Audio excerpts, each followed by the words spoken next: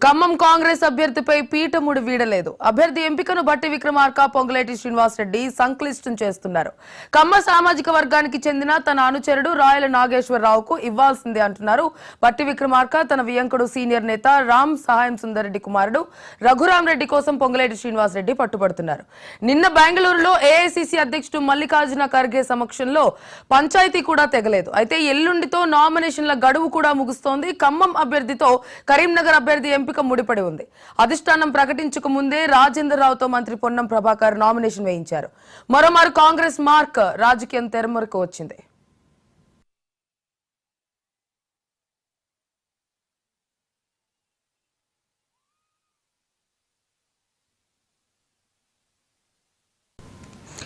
మొత్తానికి ఖమ్మం కాంగ్రెస్ అభ్యర్థిపై పీఠముడి అయితే వీడలేదు. అభ్యర్థి ఎంపికను బట్టి విక్రమార్క, పొంగులేటి శ్రీనివాసరెడ్డి సంక్లిష్టం చేస్తున్నారు. కమ్మ సామాజిక వర్గానికి చెందిన తన అనుచరుడికి ఇవ్వాలని బట్టి, అలాగే సీనియర్ నేత రామ్ సాయం సురేందర్ రెడ్డికి కుమారుడికి రఘురాం రెడ్డి కోసం పొంగులేటి శ్రీనివాస్ అయితే పట్టుబడుతున్నట్లుగా తెలుస్తోంది. ఇదాంశానికి సంబంధించి పూర్తి సమాచారం మా కరెస్పాండెంట్ సుధాకర్ లైవ్ లో అందిస్తారు. సుధాకర్,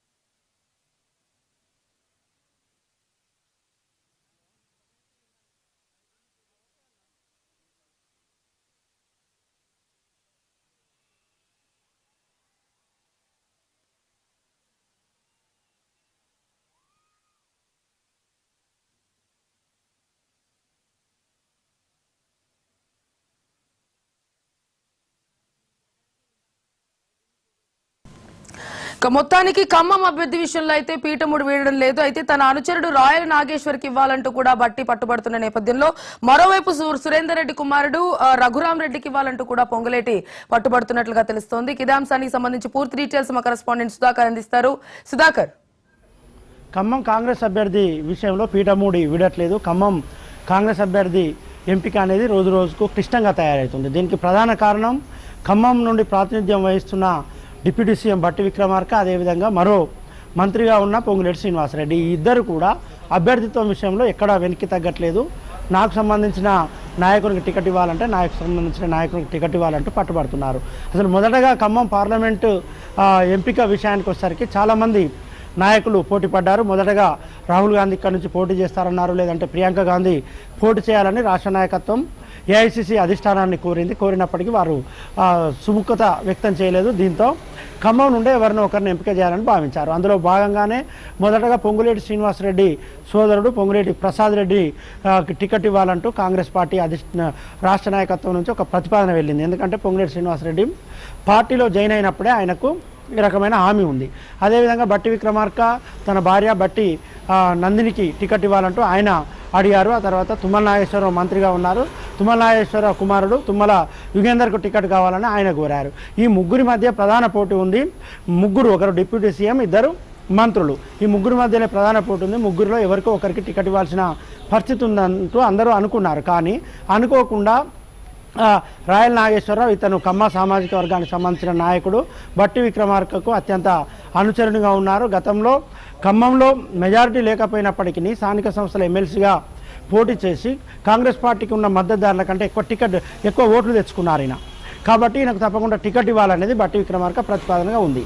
ఖమ్మంలో కమ్మ సామాజిక వర్గానికి టికెట్ ఇచ్చినట్లయితే గెలిచే అవకాశం ఉంది. గతంలో కూడా ఖమ్మం నుండి కమ్మ సామాజిక వర్గానికి సంబంధించిన నాయకులు గెలిచారు. కాబట్టి ఈసారి రాయల నాగేశ్వరరావుకు టికెట్ ఇవ్వాలంటూ బట్టి విక్రమార్క పట్టుబడుతున్నారు. లేదు, ఒకవేళ నా తమ్మునికి అంటే పొంగులేటి ప్రసాద్ రెడ్డికి టికెట్ ఇవ్వకుంటే కాంగ్రెస్ సీనియర్ నాయకులు, కాంగ్రెస్ కురువృద్ధులుగా ఉన్న రామ్ సాయం సురేందర్ రెడ్డి కుమారుడు రామ్ సాయం రఘురాం రెడ్డి ఉన్నారు. రఘురాం రెడ్డికి టికెట్ ఇవ్వాలంటూ పొంగులేటి శ్రీనివాసరెడ్డి పట్టుబడుతున్నారు. రామ్ సాయం రఘురాం రెడ్డి పొంగులేటి శ్రీనివాసరెడ్డికి వియ్యంకుడు. రామసాని సురేందర్ రెడ్డి కూతురును రఘురామరెడ్డి కుమారుడు పెళ్లి చేసుకున్నాడు కాబట్టి ఆయనకి ఇవ్వాలంటూ పట్టుబడుతున్నారు. ఈయన విషయంలో ఖమ్మం జిల్లాలో ఉన్న ఉమ్మడి జిల్లాలో ఉన్న కాంగ్రెస్ నాయకులందరికీ ఏకాభిప్రాయం ఉంది, కానీ ఒక బట్టి విక్రమార్క మాత్రం అతన్ని వ్యతిరేకిస్తున్నాడు. రాయల నాగేశ్వరరావుకు టికెట్ ఇవ్వాలని పట్టుబడుతున్నారు. దీంతో ఈ వ్యవహారం ఎక్కడి వరకు వెళ్ళిందంటే చివరికి ఇద్దరి పేర్లపైన తర్జన భర్జన జరుగుతుంది. ఇద్దరి పేర్లపైనే తీవ్ర చర్చోపచర్చలు జరుగుతున్నాయి. నిన్న బట్టి విక్రమార్కను పొంగులేటి శ్రీనివాసరెడ్డి ఇద్దరిని బెంగళూరు పిలుచుకున్నారు. బెంగళూరులో ఏఐసిసి అధ్యక్షుడు మల్లికార్జున ఖర్గే సమక్షంలో వీరిద్దరి భేటీ జరిగింది. మొదటగా ఒకరొకరితో భేటీ అయ్యారు. భేటీ అయి దీనికి సంబంధించిన సమాచారాన్ని ఆ జిల్లా మంత్రి తుమ్మల నాగేశ్వరరావుతో మాట్లాడారు. మాట్లాడిన తర్వాత ముఖ్యమంత్రి రేవంత్ రెడ్డికి తెలియజేసి ఎవరినో ఒకరిని ఎంపిక చేసే అవకాశం ఉందంటున్నారు. మొత్తంగా ఓవరాల్గా చూస్తున్నైతే ఖమ్మం కాంగ్రెస్ పార్లమెంట్ అభ్యర్థిగా రఘురామరెడ్డికినే ఎక్కువ అవకాశాలు ఉన్నట్టుగా చెప్తున్నారు. రఘురామరెడ్డి విషయంలో సురేందర్ రెడ్డి కుమారుడు కాబట్టి సురేందర్ రెడ్డిని ఎవరు వ్యతిరేకించరు. రాజకీయంగా సురేందర్ రెడ్డిని అందరూ గురువులాగా చూస్తారు. అదేవిధంగా ఏఐసిసిలో ఆయనకు చాలా పరిచయాలు ఉన్నాయి, విస్తృత పరిచయాలు ఉన్నాయి. ఆయన ఆ పక్కనే ఉన్న మహిబాద్ పార్లమెంట్ నుండి 4 సార్లు విజయం సాధించారు. అదేవిధంగా గతంలో చాలా పదవులు అనుభవించారు, పదవులు చేశారు కాబట్టి ఆయన విషయంలో అభ్యంతరం లేదు. కాబట్టి రఘురామరెడ్డి కాంగ్రెస్ అభ్యర్థిగా అయ్యే ఛాన్స్ ఉంది. ఖమ్మం పార్లమెంటు పైన పీఠముడి విడితేనే అది కరీంనగర్ పార్లమెంట్లో పీఠముడి విడుతుంది. అదేవిధంగా హైదరాబాద్ అభ్యర్థిని కూడా ప్రకటిస్తారు. ఇప్పటికే కరీంనగర్లో వెలిశాల రాజేందర్ రావు నిన్న అట్టహాసంగా నామినేషన్ వేశారు. ఈయన నామినేషన్ కార్యక్రమానికి మంత్రి పొన్నం ప్రభాకర్, అదేవిధంగా కరీంనగర్ పార్లమెంటు పరిధిలో ఉన్న ఎమ్మెల్యేలు, నియోజకవర్గ ఇన్ఛార్జీలు, అదేవిధంగా క్యాడర్ అంతా హాజరైంది. కాబట్టి అధిష్టానం వెలిశాల రాజేందర్కి క్లియర్ చేసినట్టుగానే భావించవచ్చు. ఆయన వెలమ సామాజిక వర్గం కాబట్టి ఖమ్మంలో రెడ్డి సామాజిక వర్గానికి సంబంధించిన రామసాని రఘురామరెడ్డి అభ్యర్థితో దాదాపుగా ఖరారైనట్టుగా భావించాల్సి ఉంటుంది. కానీ బట్టి విక్రమార్క ఎక్కడ తగ్గట్లేరు, ససేమిరా అంటున్నారు రాయల నాగేశ్వరరావు కోసం. తుది వరకు ఆయన ప్రయత్నం చేస్తున్నారు. చూడాలి ఆయన ప్రయత్నం ఎంతవరకు సఫలీకృతం అవుతుంది. ఎందుకంటే నామినేషన్లకి 2 రోజులు మాత్రమే ఉంది. ఎల్లుండి సాయంత్రంతో నామినేషన్ల పర్వం ముగుస్తుంది. అయితే ఇవాళ అభ్యర్థిత్వం ప్రకటించాల్సి ఉంటుంది, లేకుంటే రేపైనా ప్రకటించాల్సి ఉంటుంది. ఎల్లుండితో నామినేషన్లు ముగుస్తున్నాయి కాబట్టి ప్రకటించక తప్పని పరిస్థితికి కాంగ్రెస్ అధిష్టానానికి ఉంది. అధిష్టానం మరి ఇవాళ ప్రకటిస్తుందా, రేపు ప్రకటిస్తుందా? ఖమ్మం పీఠముడు వీడినట్లయితే వెంటనే కరీంనగర్, హైదరాబాద్ ఈ 2 స్థానాలు కూడా క్లియర్ అయ్యే అవకాశం ఉంటుంది. అదే సుధాకర్, మొత్తానికి ఇప్పటికీ ఖమ్మం అభ్యర్థి విషయంలో కొన్ని వచ్చినప్పటికీ కూడా కన్ఫర్మేషన్ అయితే లేదు. అంటే ఎవరిని ప్రకటిస్తారో అఫీషియల్ గా అన్న కన్ఫర్మేషన్ అయితే రాలేదు. అయితే ఖమ్మం కరీంనగర్ ముడిపడున్న నేపథ్యంలో ఇటు ఖమ్మం అభ్యర్థిని కన్ఫర్మ్ గా ఖరారు చేయకుండా పార్టీ అధిష్టానం అంటే మల్లికార్జున ఖర్గేతో ఈ భేటీ అయినప్పటికీ కూడా ఒక క్లారిటీ అయితే మనకి రాలేదు. స్పష్టత రానప్పటికీ కూడా కరీంనగర్ నుంచి వెలిచాల రాజేంద్రరావు నామినేషన్ వేయడం అంటే ఈ కన్ఫ్యూజ్డ్ రాజకీయం ఒక రకంగా కాంగ్రెస్ మార్క్ రాజకీయంగా చెప్పుకోవచ్చు. ఈ కరీంనగర్ అభ్యర్థిగా వెలిచాల రాజేంద్రరావు నామినేషన్ వేయడం ఏ విధంగా అర్థం చేసుకోవచ్చు అంటారు? కరీంనగర్కు సంబంధించి వెలిచాల రాజేందర్తో నిన్న నామినేషన్ దాఖలు చేయించారు. ఈ నామినేషన్ కార్యక్రమానికి ఆ జిల్లా మంత్రిగా ఉన్న పొన్నం ప్రభాకర్, అదేవిధంగా ఆ నియోజకవర్గ పరిధిలోని ఎమ్మెల్యేలు, నియోజకవర్గ ఇన్ఛార్జీలు అందరూ కూడా హాజరయ్యారు. అయితే ఇక్కడ నుండి మొదటి నుంచి టికెట్ ఆశిస్తున్న అలిగిరెడ్డి ప్రవీణ్ రెడ్డి ఉన్నారు. అలిగిరెడ్డి ప్రవీణ్ రెడ్డి ఇంకా టికెట్ విషయంలో ఆయన ఎక్కడ ఆశలు వదులుకోలేదు, నాకే అభ్యర్థిత్వం వస్తుందని ఆయన భావిస్తున్నారు.